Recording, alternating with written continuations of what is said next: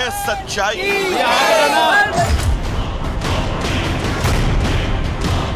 अब पता लगाएगा एएसआई। बोले शंकर भगवान की जय। सनातन से 45 साल पहले धोखा।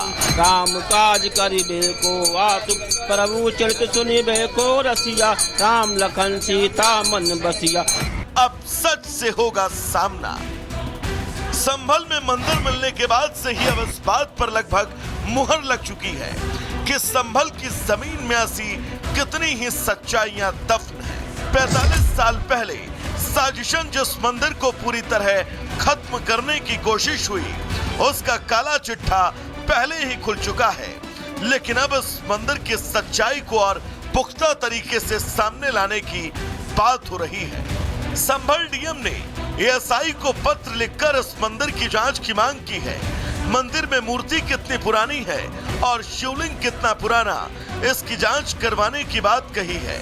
इसके साथ ही मंदिर और कुएं की कार्बन डेटिंग करवाने की बात कही गई है। जो संभल में 19 कूप, 52 सराय और 68 तीर्थ माने जाते हैं। तो अभी पंडित जी ने बताया, हालांकि इसको हम और कंफर्मेशन करेंगे।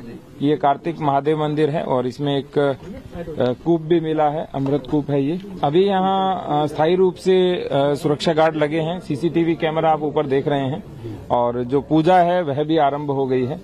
और यहाँ पे कुछ अतिक्रमण भी है, वो भी हम खत्म करेंगे। जो पंडित जी बता रहे हैं वो ये कह रहे हैं कि सहस्त्र वर्ष प्राचीन जो मूर्ति है और मंदिर है। संभल में इसके साथ ही अतिक्रमण को लेकर भी जल्द बड़ी कार्रवाई हो सकती है। इससे पहले बिजली चोरी को लेकर प्रशासन ने यहाँ कार्रवाई की थी, जहाँ कई मकानों और एक मस्जिद में अवैध कनेक्शन को लेकर जुर्माना लगाया गया। कि स्थानीय लोग चाह रहे हैं कि ऐसा हो, तो हमने यहाँ पे लगातार जो अभियान है उसे जारी रखने का निर्णय लिया है। और कुल 6 टीमें बनाई जाएंगी। 6 टीमों के साथ 6 हमारे जो बुलडोजर है वो रहेंगे। जो अस्थायी अतिक्रमण है उसके लिए पर्याप्त जो हमें मुनादी करानी थी और बैठकें करनी थी, सूचना देनी थी, वो हमने कर दिया, क्योंकि वो नाली और सड़क के ऊपर है। उसके अतिरिक्त जो अतिक्रमण है वो स्थायी प्रकृति का है, और स्थायी प्रकृति के अतिक्रमण में हम नोटिस देते हैं, तो नोटिस के बाद ही उसे ध्वस्त कराया जाएगा। संभल में सच का एक एक कर बाहर आना कई बातें सामने ला रहा है। मंदिर जिस हालात में बाहर आया वो तो यही बताता है कि संभल में सच्चाई को दबाने की हर मुमकिन कोशिश हुई, और अब वक्त आ गया है कि उस सच्चाई को लोगों के सामने पेश किया जाए। Bureau report, Republic Bharat. तो संभल में भगवान भोलेनाथ का मंदिर मिला है, जिसके बाद कई लोगों के मन में ये सवाल है कि आखिर इस मंदिर का इतिहास क्या है, और आखिर 46 साल पहले ऐसा क्या हुआ था कि इस मंदिर को बंद करना पड़ा। तो इस सवाल का जवाब रक्तरंजित इतिहास है, क्योंकि 46 साल पहले एक झूठी अफवाह से फैले दंगे के बाद यहाँ के लोगों को, हिंदू परिवारों को पलायन करना पड़ा, और अब हालात ये हो गए कि इनका नाम लेने वाला भी कोई नहीं बचा। रिपोर्ट दिखाते हैं आपको।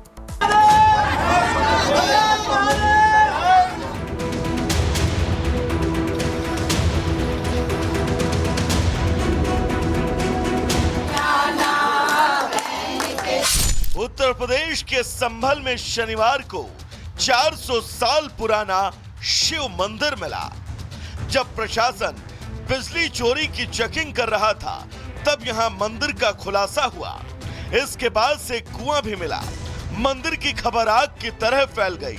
आनन फानन में पुलिस ने मंदिर को बुलडोजर एक्शन के जरिए अवैध कब्जे से आजाद करवाया। रविवार की सुबह मंदिर खुला, जहां पूजा और आरती की गई। भक्तों का तांता लगा, कोई प्रसाद लेकर पहुंचा तो कोई धूप और बत्ती। सालों बाद मंदिर खुलने की खुशी ने श्रद्धालुओं की आंखों को नम कर दिया। इस मंदिर में शिवलिंग, भगवान हनुमान और नंदी की मूर्ति मिली। अब सवाल है कि आखिर ये मंदिर इतने दिनों कहां गायब था? मंदिर को किसने कब्जे में ले रखा था? आखिर 46 साल पहले ऐसा क्या हुआ था जिसके बाद ये मंदिर कभी खुला ही नहीं?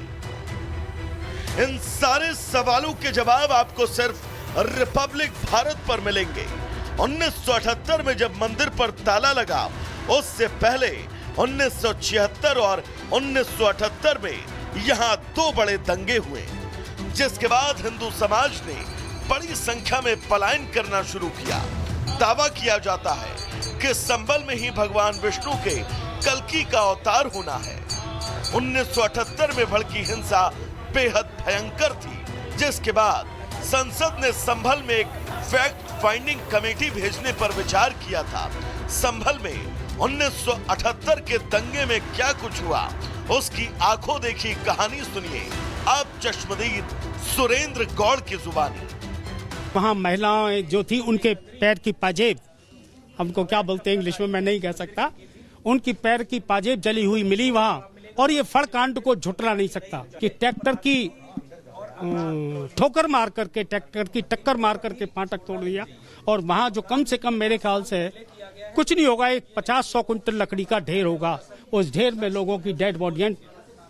एक मामा जी हुआ करते थे बनवारी लाल, बुराड़ी लाल एंड कंपनी, बुराड़ी लाल फड़ का कहलाता था, बुराड़ी लाल एंड कंपनी। उनकी टांगे चीर करके एक टांग इधर और एक टांग उधर उस लकड़ी के ढेर पर डाल दी। वहीं संभल दंगे के पीड़ित कमल दिवाकर ने रिपब्लिक भारत से क्या कुछ कहा, वो भी सुनिए। हमारे जो धोबी समाज के 30 से 35 परिवार उस जमाने में हुआ करते थे। बाबरी विध्वंस जब हुआ था 1992 में, 1992 का जो झगड़ा हुआ था, उसके बाद में जो दीपा सराय के बराबर में एक अंजुमन चौराहे से एक मस्जिद निकली हुई है, उस बस्ती से हिंदू बस्ती, जब हिंदू लोग वहाँ रहते थे तो मस्जिद के पीछे जब झगड़ा हुआ था तो मस्जिद के रास्ते और पीछे छतों के रास्ते लोग वहाँ से हमारे घर पे चढ़ाई कर दी थी, हमारे घरों में आग लगा दी। हम अपना घर जो खुला हुआ छोड़ के वहाँ से चले गए। उस समय पर जो पीएसी थी, पीएसी के कुछ जवान 4-5 लोग थे, पिताजी हमारे, मैं भी था, मैंने देखा है कि पीएसी के लोग वहाँ से हमें निकाल कर वहाँ से ले गए हैं। और उस समय पर बहुत डर का माहौल पैदा हुआ हमारे दिल में। उस समय के बाद में 92 के बाद में हमने यहाँ से अपना घर जो छोड़ दिया। वहीं रिपब्लिक भारत ने उस शख्स को भी ढूंढ निकाला जिसने मंदिर में आखिरी बार ताला लगाया। ये वही आखिरी हिंदू परिवार है जिसने दंगे के बाद पलायन किया था।